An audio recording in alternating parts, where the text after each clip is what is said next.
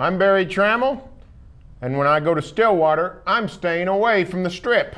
I think a lot of people might be after some pictures that we saw from last weekend. I'm Jenni Carlson, and from the Opepco studios in Oklahoma City, you're watching the press row. Barry, things got ugly on the Strip last weekend. Jamie Blatnick hitting former OSU player Stephen Denning in the face. Messed up his face pretty darn good.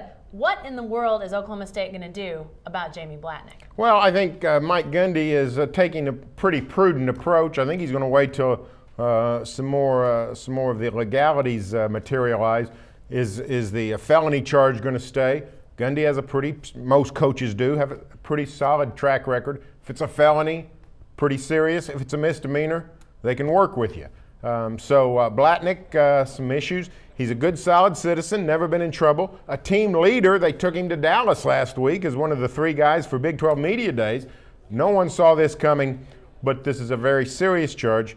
Cracking a beer bottle in somebody's eye, is not good at all. And what I think, what I think is going to happen is, I think Mike Gundy. He says he doesn't want to. I think he's going to have to look at maybe putting some more restrictions on his players. He says he does not want to limit innocent people from living a normal life of a college student. But the truth of the matter is, college football players are not typical college students.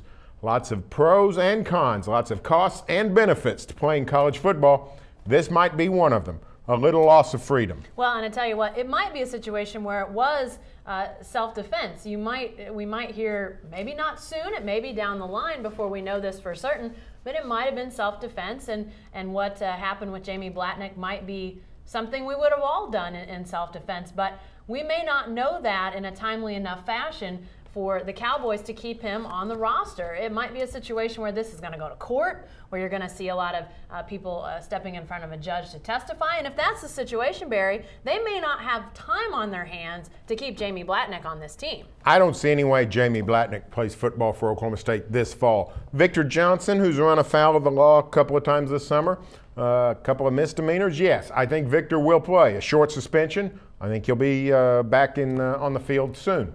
Jamie Blatnick, no. I think you're right.